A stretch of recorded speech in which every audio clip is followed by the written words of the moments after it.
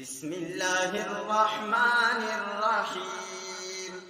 اقرأ باسم ربك الذي خلق خلق الإنسان من علق اقرأ وربك الأكرم الذي علم بالقلم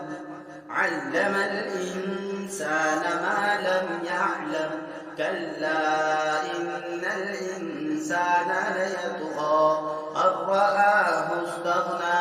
إن إلى ربك الرجعى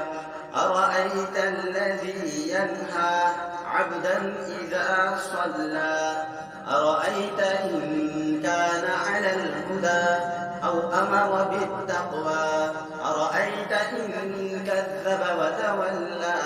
ألم يعلم بأن الله يرى كلا لئن لم ينته لنصفعا بالناصية ناصية